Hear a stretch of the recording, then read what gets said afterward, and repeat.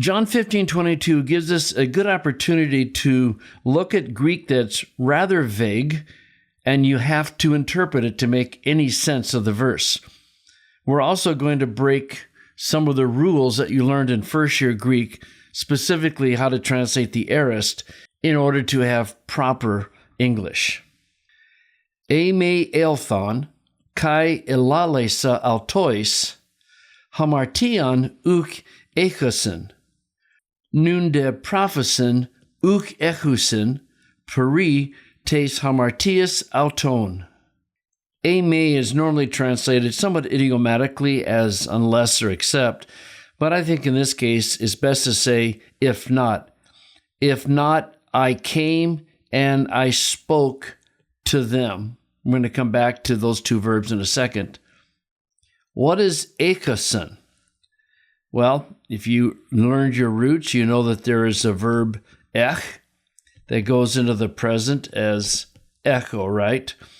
But what's odd here is that ending. And what's happened here is that, first of all, you have an augment, so you get the lengthening to a diphthong. And then what you have is the normal third plural ending on me verbs. Me verbs are slowly going out of use in Greek, and you start seeing some overlapping. So, for example, if you look at the imperfect of didomy, it's edidason. So there's that ending that's being put into a non-me verb conjugation. Just those things happen.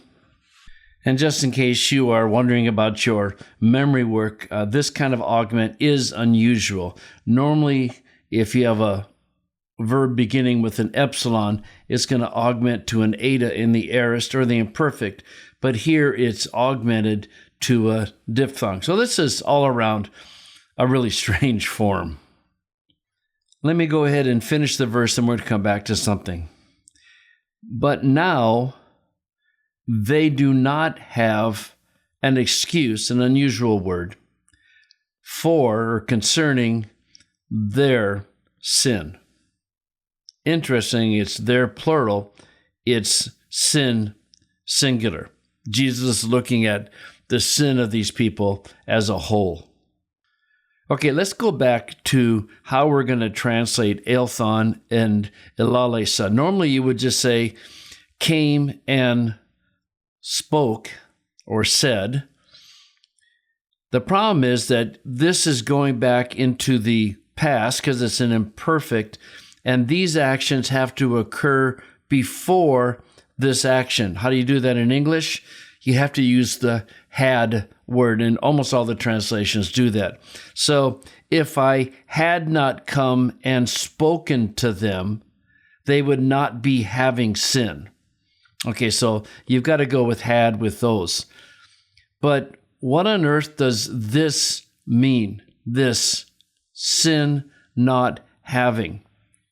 See, the NRSV says they would not have sin, which I don't think is English, does not make any sense. NASB does the same thing.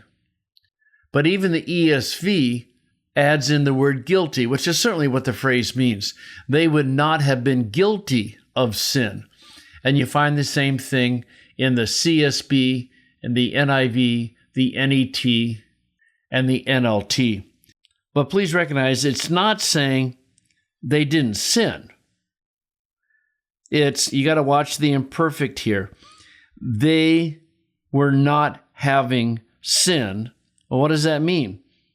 Well, it means that they weren't guilty of their sin. And the basic rule is you are not guilty of breaking a law that you're unaware of, at least to some extent. By the way, that's an interesting class discussion, isn't it? We have the same kind of sentiment in Romans, so it's probably worth talking about. So if I had not come and spoken to them, in other words, if I hadn't revealed the truth to them, they would not be guilty of sin. But now, the idea is because I have come and I have spoken to them, they have no excuse for their sin. So phrasing, obviously, you'd start a line there. End of a section, so you have a new one. And just to keep things on the page, I like putting prepositional phrases on their own line. Sometimes it's not really necessary. But here the main statement is they would not be having sin. They would not be guilty of sin. So what we're going to do is indent. If I had not come and spoken to them, there's no reason, I think, to make the two verbs parallel. It's pretty obvious. Then you have this post-positive here.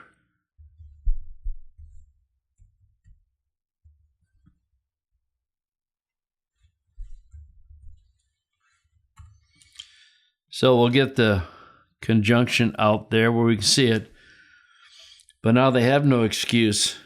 An excuse relative to what? An excuse relative to their sin. So pretty straightforward. And by the way, did you notice that you have may, which you normally have with a non-indicative verb, but is followed by indicative verbs? Well, the reason is that this is a second-class contrary to fact condition. So that explains the may.